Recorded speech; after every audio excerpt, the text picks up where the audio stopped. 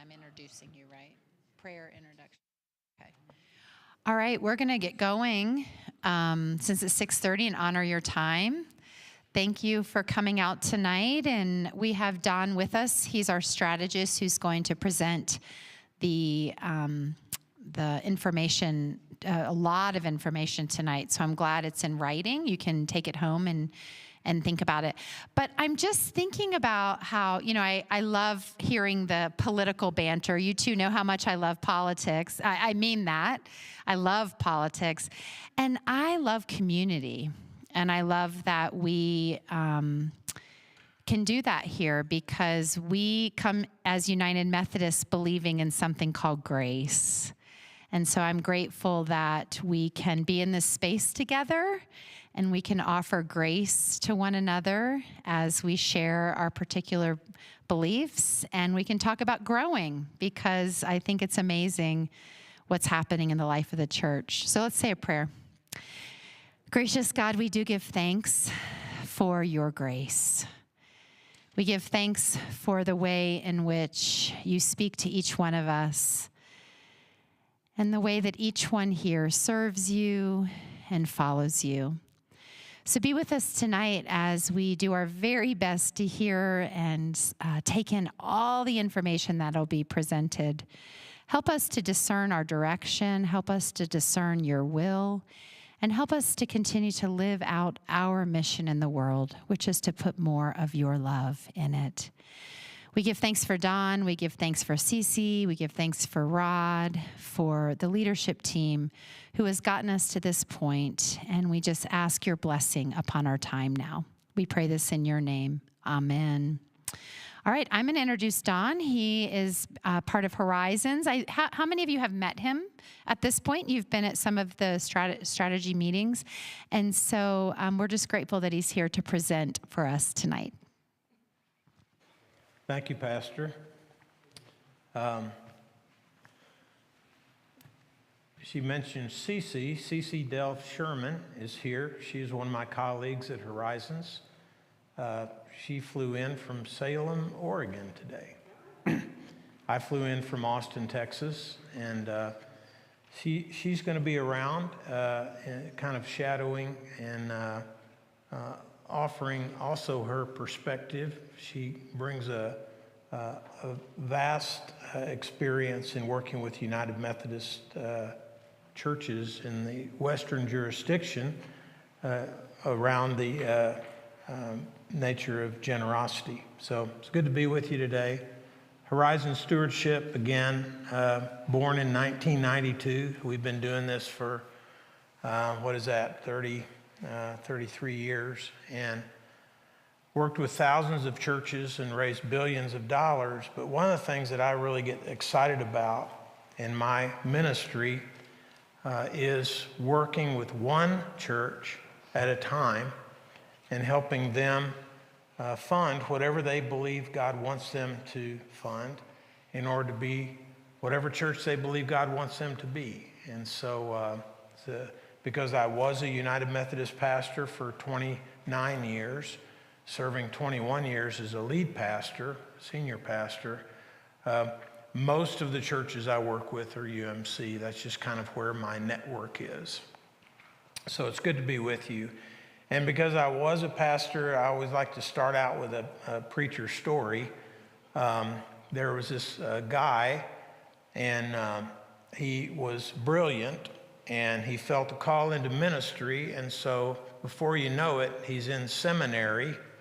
And for 4 years, this young man spends his every waking moment virtually in the theology school library. And from dawn to dusk, when he wasn't in class, he was reading over the books he was assigned, reading them again, writing massive reports. And no one was surprised when he graduated at the top of his class. There was one problem that the bishops and the district superintendents had with this young man. What are we going to do with him? He's brilliant. He has 0 people skills, never ever worked at a church before. The solution seemed pretty obvious. Let's send him to a really big church on staff so that he can learn under the mentorship of seasoned pastors, develop his people skills, and become a more well-rounded pastor. So the appointment was made. The first Sunday came, and said pastor was there in the big sanctuary in First Church. And the preacher introduced their new young associate.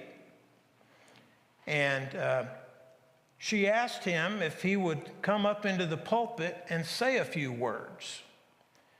And the young man stood before the people that morning and said, "The mortals who traverse this transient plane must be cognizant of the infinite and cosmological juxtaposition of the everlasting Logos and historical manifestations related to the contingencies of human temporality." And people were sitting there looking, well, about like some of you look right now, their mouths hanging open. The pastor, not knowing really what to do, in an instant decided she knew what to do. She stood next to him, went up, stood next to him in the pulpit, put her arms around him, and said, he said he loves you and he's glad to be here. So it's good to be on this journey with you as your fundraising strategist. We have now completed the feasibility portion of the capital campaign journey. Again, the case statement that you were sent, if you engaged in the feasibility study, was what the church leaders believe is a good idea. And so over the last month and a half or so, I've been able to test that assumption. So I bring the report to you tonight. You do not have the full report. The full report is 31 pages long. For the engineers, you'd be very sad right now because the full report that I hold in my hand has pie charts and bar graphs. And for those who are on a need-to-know basis, the full report, like when I asked a question in the online survey, and then I asked you to explain your answer, what I found out about the Heart of Longmont folks is y'all like to offer an explanation as to why you feel the way you feel. Super helpful for me and will be for the campaign leadership as we move forward in the capital campaign. The full document, the full 31 pages available for checkout at the church office beginning tomorrow. And might I recommend it as a sure cure for insomnia at the very least, okay? I wrote it myself. So feasibility study. I just have a fascination about the history of land. And so you have the first 10 pages, same first 10 pages that you have are the ones in the full document.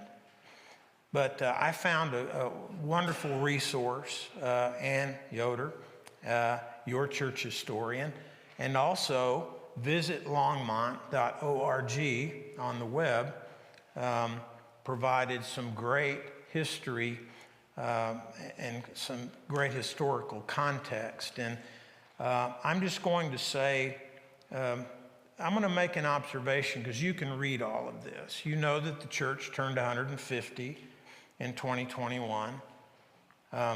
You know perhaps that the first sermon in Longmont, Colorado was preached by a Methodist preacher.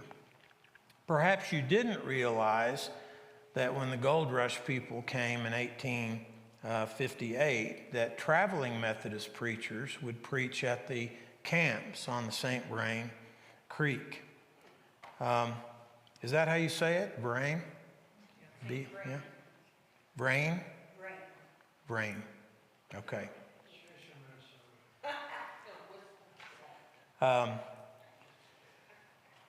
The gold rush, of course, short-lived, but when the railroad came, the people came for good. We can call them pioneers, trailblazers, if you will. The people that came to this land did not come to an uninhabited land. And actually, by the time the 1870s came, the land was uninhabited because of what happened in 1868. On second page, that is when the native peoples of the land were forcefully removed and taken to Wyoming and Oklahoma. Your church, middle of the second page, has a statement about acknowledging the injustices of the past. Visit Longmont. I love their statement as well. We commit to educating our communities, guests, and ourselves about past injustices. We aspire to work together toward a healing path and commit to listening to elders and learning from past lessons as these stories help weave a healthier future. The spiritual entrepreneurs came as well, the spiritual pioneers. They planted a church here that was officially incorporated 1871, and that following month is when the first sermon in Longmont was delivered by a Methodist preacher. On the electronic copy, that link toward the bottom of page 2 is a link to your website's history, 3 installments on the occasion of the 150th anniversary of the church. Let me remind you that today we are making history. And that history will hopefully be celebrated in the future, right? I love to think about pioneering people coming west and settling in a new territory. The risk is high. What would cause a person to bring his or her family in the riskiest of circumstances west in order for a new beginning? I suspect that most people who came to a new place did not come on a winning streak. They themselves perhaps were displaced. They needed a new beginning. That may explain why they, in response to their own displacement, displaced the native peoples. You've heard the phrase, hurt people, and I believe that displaced people displace people. Could it be that we have an opportunity to minister to the displaced people who are coming among us, moving into this community every single day? And your church is committed to that. And this campaign is for the purpose of equipping the church to continue to be the heart of this community, the heart of Longmont and the heart of the community. Page 3 basically describes what the major milestones of the study. I asked you for some data. You sent me some data. We created the case statement. It's there on your handout, I believe, handout page 12.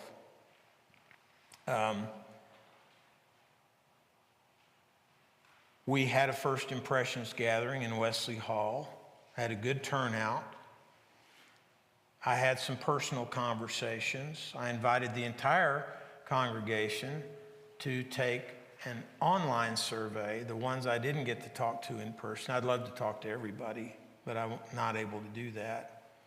So ultimately, 42 surveys were completed, 16 in person and 26 online. Would I like it to be more? I always want it to be more, right? But for a church your size, this gives me a very good sampling of the congregation's receptivity to the vision that's been cast as contained in the case statement. And that's a vision to improve the facilities and extend the mission of the church, grow the discipleship ministry of the church, and pay off your $100,000 debt. I hope that by the end of this that you'll sense the possibility and the potential of this church.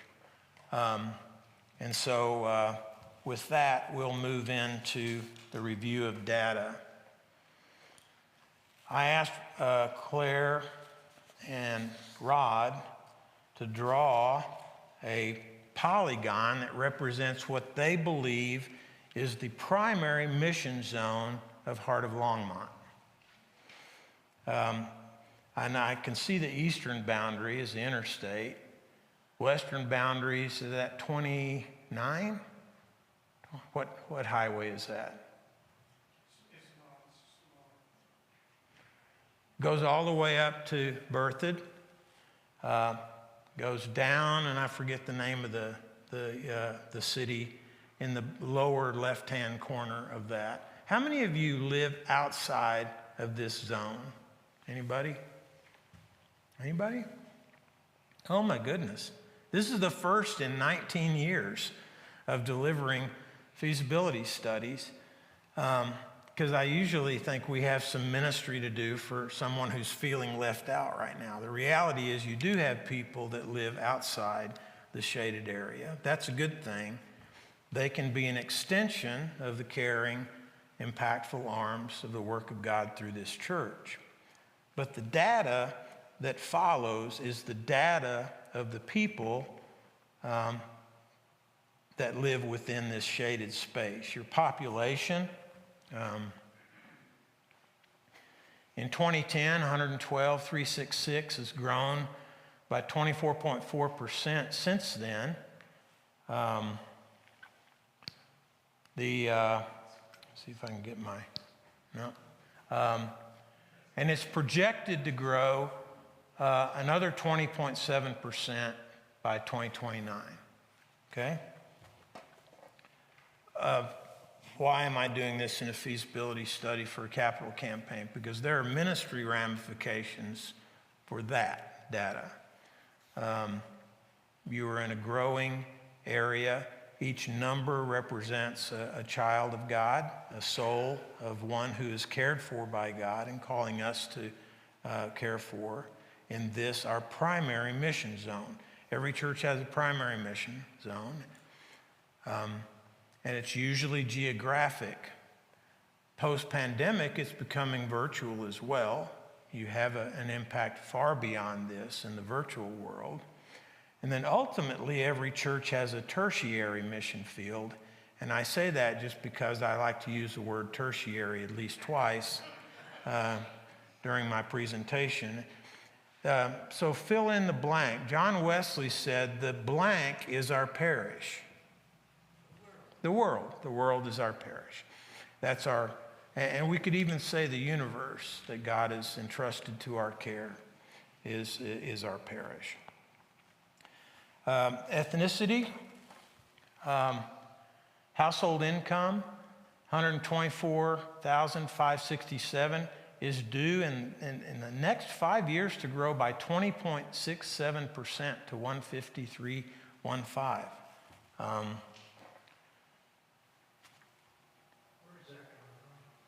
That came from Mission Insight. That is mean. Mean income comes from Mission Insight, which is the demographic provider for the Mountain Sky Annual Conference of the United Methodist Church. Let's see. Did I miss something here? I missed this. So ethnic diversity. Again, there are ministry ramifications. It's not my job to tell you what those are, but just to remind you that you live in a diverse ethnic population. 71 predominantly Anglo, 71.45%, Latino, 20.91, 2.53% Asian, less than 1% Black African American, and then other, including American Indian, Pacific Islander, 4.34%. Household income, got that. And then getting to the church's data. 5-year trending, we're able to see year end of each of the 5 years in the study. And what this shows is that this church is growing. Your mission field is growing, and you are growing. I've worshiped with you twice. Yes, sir? Does anybody know the membership in 2019, pre-pandemic? We have that. It's just not on this particular slide. I can get it for you right after this. It's on my computer. I have the 2019 data. Yeah. The attendance, yeah. I think it was well above the 88. Could be. It could be. Where's Rod? We actually, surprisingly, it wasn't much above that. Okay. It had been, we did 30 years, I think. Is that right, Rod? It was quite a few, and it was, had kept going down.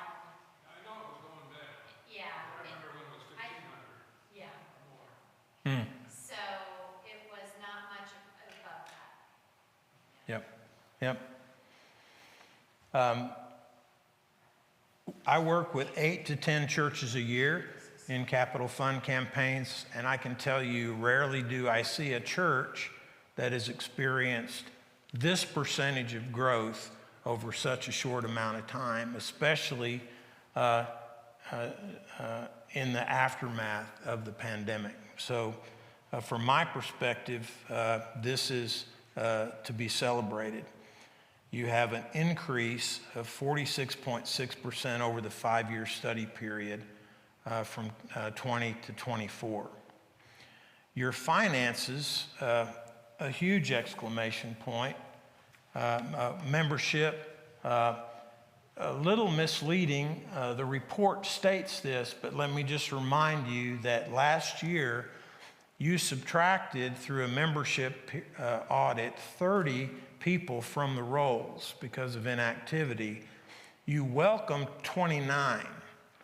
And again, I work with churches 3 times this size who would love to have 29 new members over a 12-month period. So again, something to be celebrated. Rod, you got an answer for us? 225. So 225. Members or attendance? What's the attendance in 2019?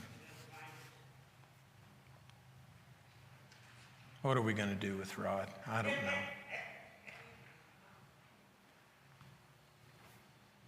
All right.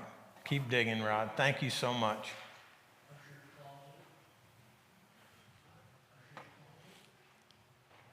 Fiscal year, another exclamation point. Over the 5-year trending period, 24.1% increase in annual giving from 2020 to 2024. You see my personal note there toward the bottom of page 5. I don't see this story played out in numbers very much these days in the denominational churches that I specialize in. There are other growing churches. You are one of them.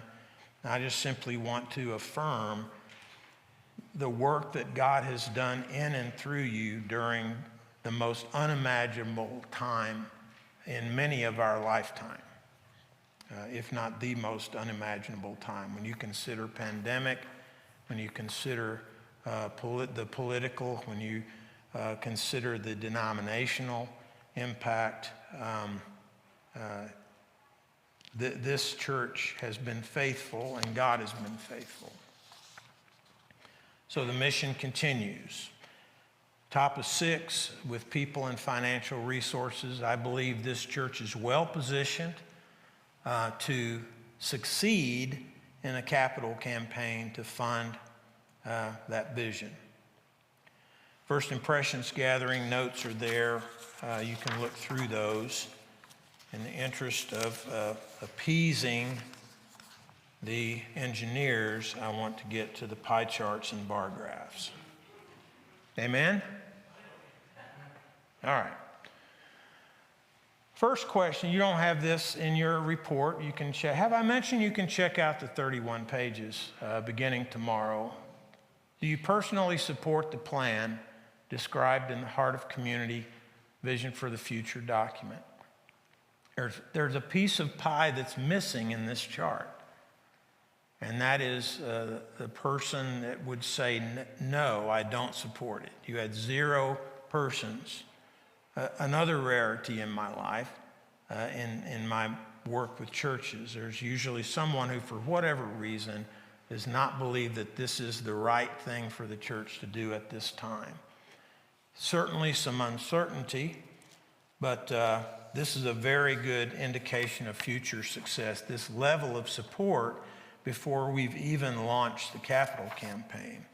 Now what I'm going to do is give you some of the participant comments that kind of reflect the variety of explanations when I ask you to explain. One person said, I'm so impressed with Heart of Longmont, so happy to give to this. Heart of Longmont is what a church should be. Our facility is old, another person says, and it needs to be updated. I'm worried about us being able to raise $1 million, though. Yes, but we need to make sure more than a few people are supportive. We feel it's worthwhile, a worthwhile project. Questions 2 and 3. Consider this. I ask you to consider this statement before answering.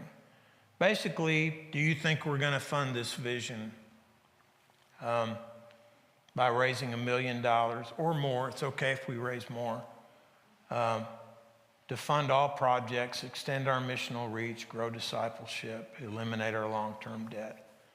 These capital contributions will be above and beyond annual support. We do not want the annual fund to be negatively impacted by the capital. Please remember that. And the next question is, do you anticipate investing in this? 27 respondents said yes, 1 said no, 3 said unsure.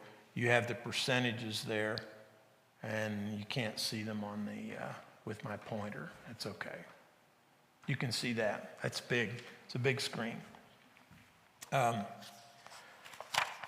reminds me of I started a new church in McKinney, Texas in 1995. And we built a building in 1999. We were one of the first Methodist churches in the area to put in a 10-foot screen in our 750-seat first unit. And there's one day, we had Cecil and Elizabeth. Elizabeth was Catholic. Cecil, they had been married over 70 years. They were both in their 90s.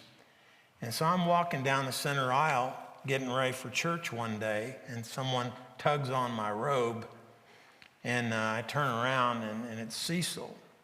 And I said, Cecil, how are you doing today? He says, I'm good, I'm a preacher, but I just want you to tell you why I'm here today. And I said, well, dynamic pastoral leadership. He says, no.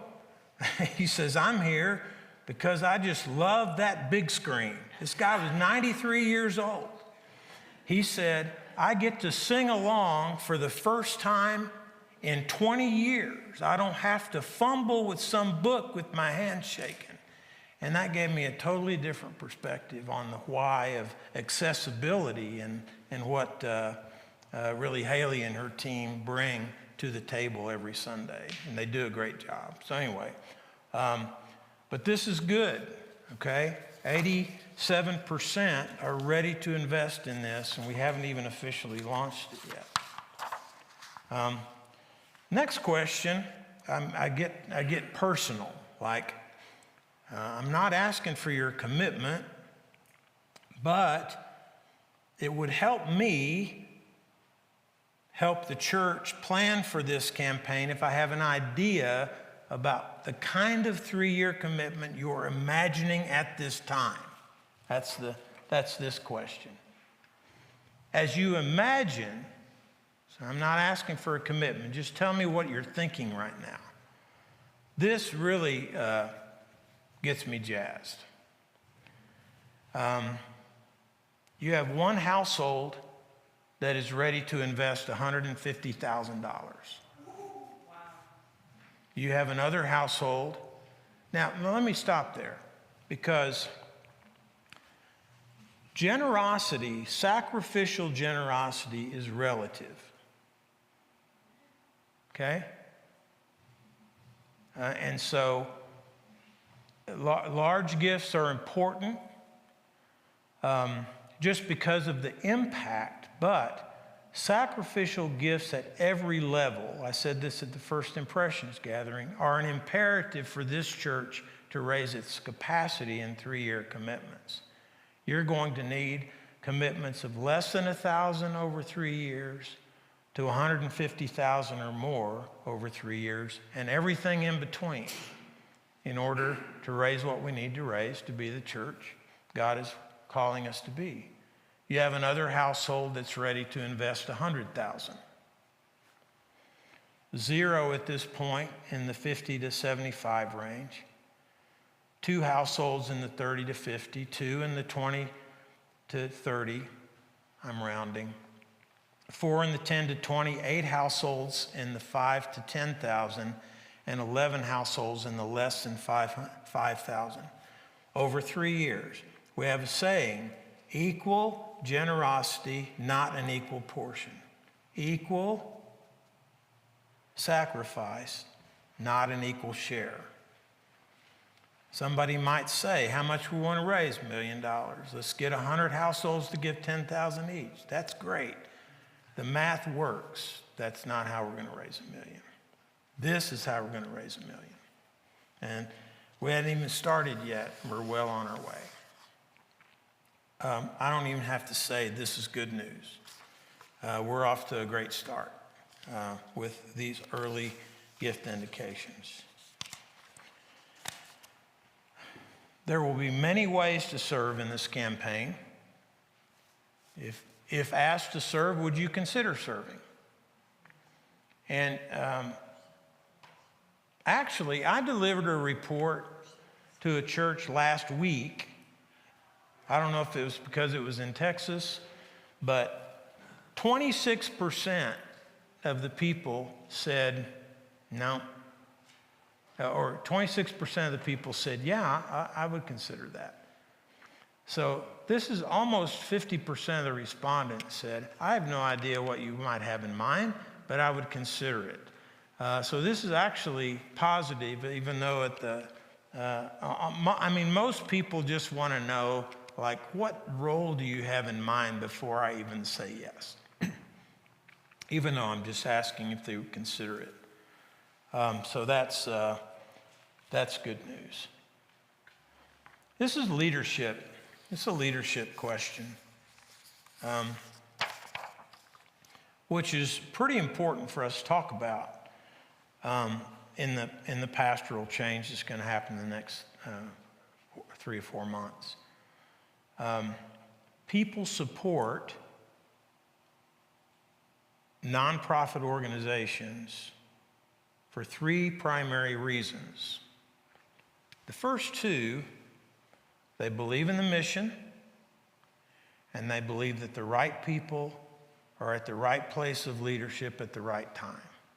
Mission, leaders, because people follow people, and people invest in people. And so it stands to reason why 21% of respondents are unsure about whether we've got the right people in place, because when they answered this question, you had no idea who your new pastor was going to be. Now you know, but now you don't know her, right?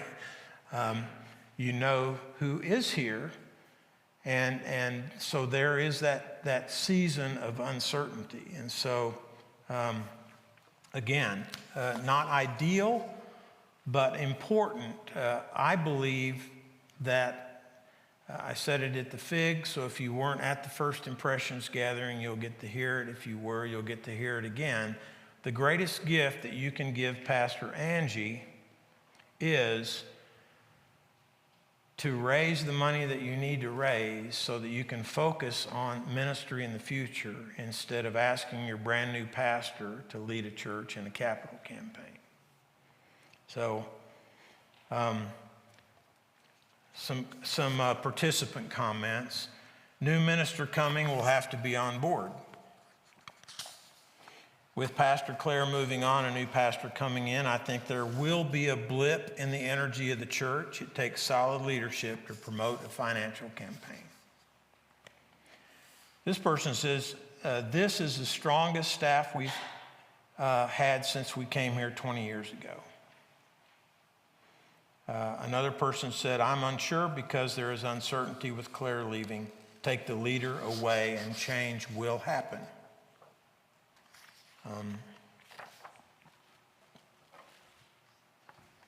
Any additional comments? And there are a few that I'll highlight here. I really only have one concern, which is, can we reach this financial goal? What happens if we don't? And part of the messaging of the campaign will be, if we raise this much, then we'll do this. If we raise this much, we'll do this. And if we raise, in Texas, we say the whole enchilada, then we'll do this. If we raise more, then we'll do this, right? My fear is folks are too focused on the appearance of the church. We've gained many new members with the building in its current condition. My concern is that we are allowing our culture to dictate what is correct appearance, okay? What about the effects of the building on climate? I'm not hearing anyone addressing that. Solar panels on our roof, is that feasible? There are many churches in Mountain Sky that are using renewable energy. We should speak with them before planning some of these renovations. This person says, I'm confused about the recommendation for the 1.75 million reserve. Is the 850,000 in capital improvements included in the 1.75 million? How do the recommendations from the facilities consultant sync with the capital campaign vision? Great question. Concluding analysis, handout page 10. You have this page. You can read it. I'm just saying that in the bottom, I've redacted in brackets what I'll read out loud. Folks, with one gift of $150K over 3 years, one of 100, 2 30s and 30 to 50, 2 and 20 to 30, 4 and 10 to 20, 8 and 5 to 10, and 11 indications of less than 5,000, we already see equal sacrifice, not an equal share, coming to pass. By implementing a proven strategy, the campaign initiative will bring greater clarity of vision, an invitation to focused daily prayer, and broad-based congregational involvement. We are an unapologetically faith-based fundraising organization, and the first thing that we're going to do when we go public with the campaign will be to pour a foundation of prayerful discernment. I am a guy from Texas. I have no idea what you're supposed to give to this campaign. You will never hear me asking any person for a specific amount. That's between the person and God. I will invite you to pray a dangerous prayer. God, what do you want to do through me for this campaign? If every active household in your church prays that prayer and discovers God's leading and then does in faith what God is encouraging them to do, then you will raise much more than $1 million. That I believe. Could you repeat that, please? I can't. I couldn't say it again. Let's see. What was I saying? God, that's what I'm asking, that you just spoke. Yeah. Would you repeat it, please? We're going to ask every household in this church to pray a dangerous prayer over a multi-week period, every day.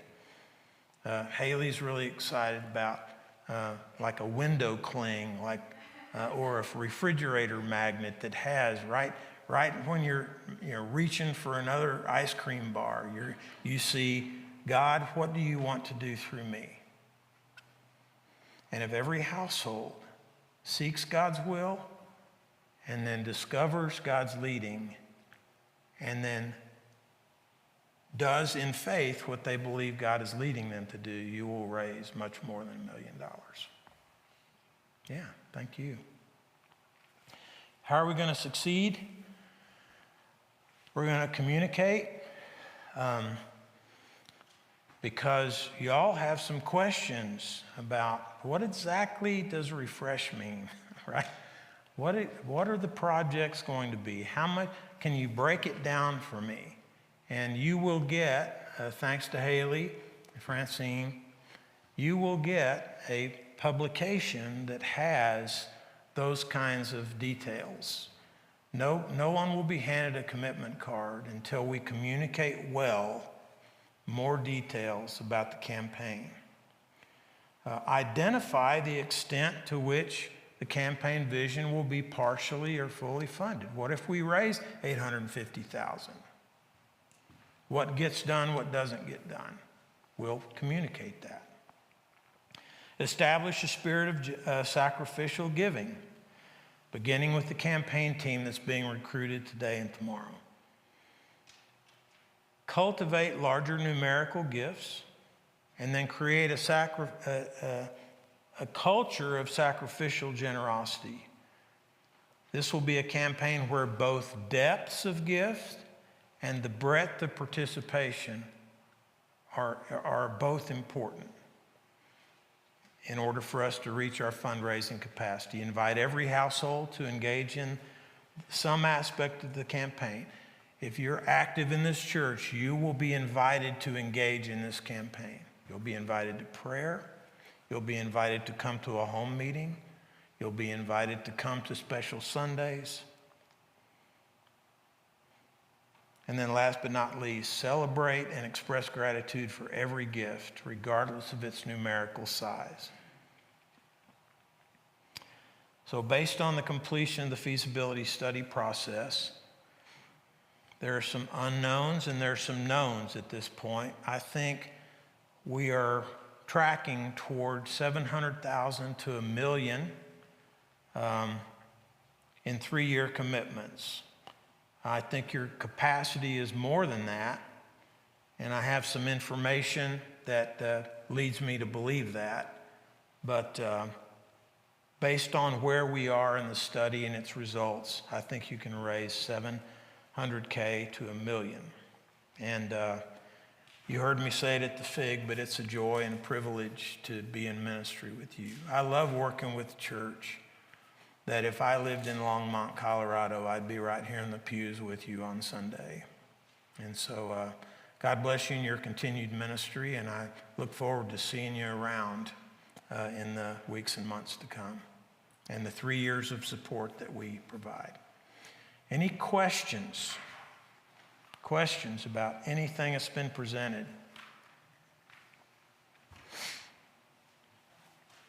Rod? Yep, live stream. So come on, Rod. Ray's question. It was 121 average weekly attendance in 2019. And just to add some, the number, if you dig behind the numbers, one of the things that struck me is since 2019 through the end of 2024, we've had 40 people that were longtime members here who have passed away. And we have added over 70 people to this congregation. That to me was revealing and amazing. So, Thank you. Others?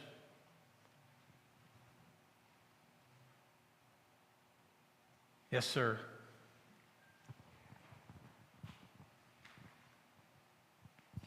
Couple of quick questions. First of all, is there any kind of math that you have experienced that says this is the annual revenue of the church, and when we do capital improvement projects based on the annual revenue, we typically raise 2.5 times the amount of the annual revenue, or 2 times, or 1.5 times? Is there some kind of expectation that you have given the current giving stream of the church? I try not to bring that expectation into a feasibility study, and that's the reason that we do such a deep dive in the study, because I've raised 1x. Your annual income last year was $442K. Have I mentioned I've been doing this 19 years? I've never raised less than 1x the church's annual income for a 3-year capital campaign. So even walking in the door, there may be an outlier, but I think we can raise 442 just because 100% of the churches I've worked with have raised 1x. But I've also raised 7x at a church with $300,000, raised $2.1 million. Yeah, what's common, though? Is there a common number? On average, it's 2.5 times? 2 times, 1.5? I wouldn't say there is, because I think if you wanted to be safe, then 2x. It really depends on the kind of campaign. Here, I think there's something for everyone in terms of that, but that also means there may be some things that some people don't want to do. So again, the feasibility study reveals if there's a piece of the campaign that is just grating on the people that may need to be taken out of it, and nothing like that that I could see any quote movement in the responses. Building a first ever worship center, you're looking probably 3x or more. Renovating your current worship center. Again, that can be that can be very fruitful, or it can actually go south if you don't want anything to happen. Paying off debt used to not have that sizzle, but after 2008, some of the most exciting campaigns that I've had have been to eliminate debt. Because your monthly payment on debt right now is what, Rod? $1,000. So you pay off your debt, and that frees up $12,000 a year every year to invest in people instead of property, ministry instead of mortgage. So we're looking at, here we're looking at just under 2x to just over 2x. In the 700 to a million range, but the study the study doesn't have any particular formula. Yeah, my second question, a little bit differently, is as you've been doing this over the last 20 years or so, and we've gone through various economic cycles, recessions, growth periods, do you see any increased hesitancy in capital improvement campaigns given the economic climate that we're going into now and is still kind of an unknown thing? Yes.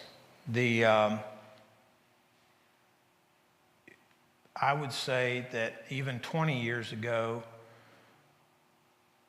we could do just a little bit of visioning and mission, and people would still give generously because they're supposed to support their church. And what's happened in the last 20 years, we are actually 40 years, we're moving from being a convergent culture to a divergent culture. And what that means is people are less excited about coming together for anything, right? And so the casting of the vision and being able to illustrate in the feasibility study and in the campaign what the life-changing impact of raising $1 million is going to be is what's going to cause people to invest, because people give to life-changing mission. And 100% of this campaign is missional. I mean, you want to extend your missional outreach, 50 grand, right? But paying off debt is missional. Renovating your facility is missional, because this facility is mission critical. The biggest trend that I see is that, and this has to do with what's happening in our society, the people who have a lot are going to continue to have more. And the people who have little are going to continue to have less. The middle class is going away. And therefore, a much smaller percentage of households in the campaigns I facilitate invest a much larger percentage of the total amount raised. So, smaller percentage of households give a larger, increasingly larger amount. I used to say that the top 30 household gifts in a church of any size would give 45 to 50% of the total amount raised. Now, I say that the top 30 households are going to give between 55 and 60% of the total amount raised. That's just the way it is. The 20/80 principle is the 10/90 principle now. And then, that's really describes the ministry of the church as well. 10% of your people do 90% of the work, maybe. This is a pretty dynamic environment, though. And so I really look forward to continuing to be on the journey with y'all. Anything else? A couple of more, and then we'll call it a night. Thank y'all for these questions. I was just wondering, you indicated that during the campaign you would tell people that this is over and above your regular giving. But I can see some people want to participate, but they can't give much more, and they might actually cut back on the regular giving. Yeah. Do you see that as a common thing or not? What you're talking about is a dynamic called substitutionary giving, and it's real. One of our competitors, company, we have competitors in this industry, one of our competitors actually did a study on substitutionary giving in churches. And what they found out is that typically households that are giving less than $1,000 a year are more likely to continue to give $1,000 a year or whatever they were giving and divert a portion of that toward a capital campaign that they seem to have a passion about. Most of the people who are kind of in the middle of it, they've come all the way into the church and sat all the way down. They know how important the annual fund is because it's 100% missional as well. And so because of that, there may be a dip. What also happens is you have households in your church that give nothing, like zero. I'm going to give a more generous hypothesis. We have households in every church I work with that have no recorded gift. Okay, could be a 20 in the plate now and then, but no recorded gift. There's something about a capital campaign. If they get excited about X, we have a lot of people who are passionate about our church being debt-free. And you may have someone that makes their first financial contribution, recorded one, at least to this church, because of this campaign. And but the churches, because we really do hammer home the point. Like one of our pages on the publication will have a frequently asked questions. And one of the frequently asked questions is, can I take a portion of my annual gift and divert it? And the answer to that question is, please do not do that. And so, but that's all we can say. If someone has a passion to divert it, then what am I going to say? You know what I'm going to say? Thank you. I mean, just express gratitude. Last question. It would be helpful to me to know going forward now a bit of the timeline of how this plays out, when gifts are being asked Good. for and that kind of thing. Yes, thank you. So the flow of the campaign is we're scheduled to go live in recruiting and training the team. We organize and equip and enlist everyone next month. We launch our prayer emphasis around the end of March, early April. We have our special Sundays beginning in early April, and they extend through early June. The commitment Sunday will be June 1, but 80% of whatever we raise will have been secured before June 1. And I could go into details why, but then after Commitment Sunday is Announcement Sunday, June 8th, is when the 3-year contribution period officially begins. And if you were to come up to me and say, I really feel led by God to give this, but it's going to take me 5 years to do it or 4 years to do it, then I would say, first of all, thank you. And secondly, you get to give your gift in whatever time frame you want. But the industry standard for church capital funding is 3 years, commencing June 8th.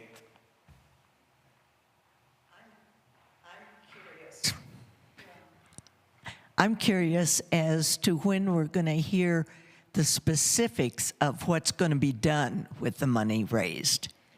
Leave the debt, but March 31st, the campaign guide will be mailed out.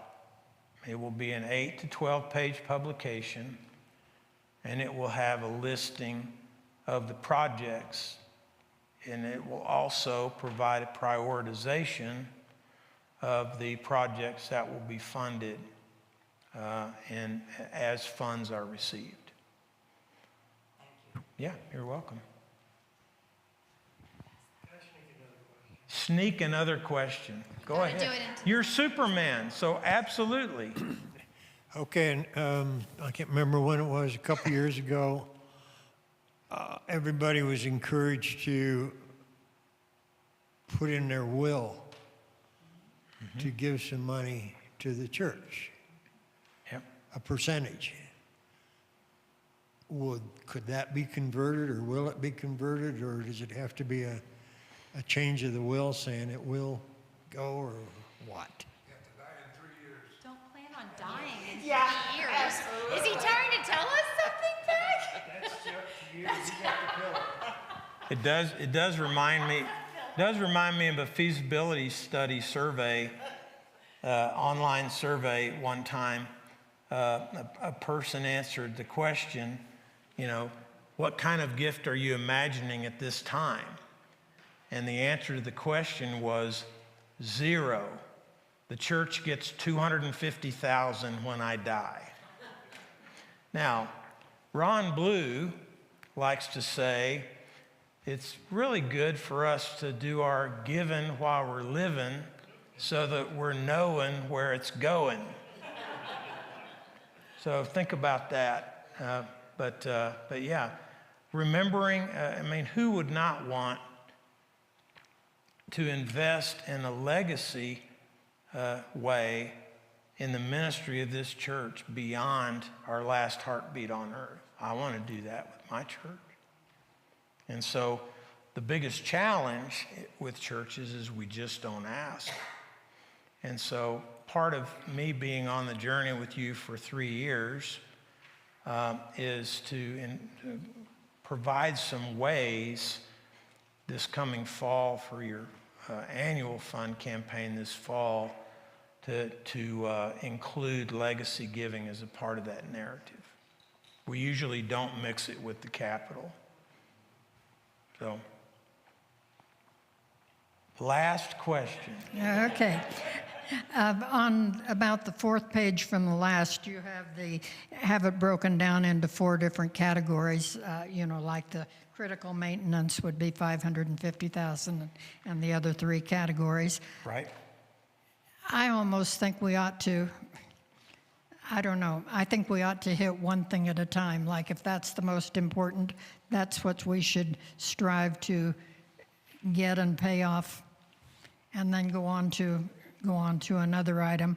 And on here, one of the items is expanding our missional reach through strategic partnerships for $50,000.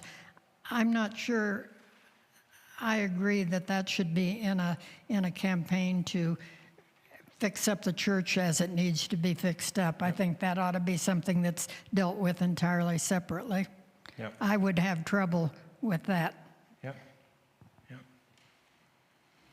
Another question that people ask me, and I think the answer is yes.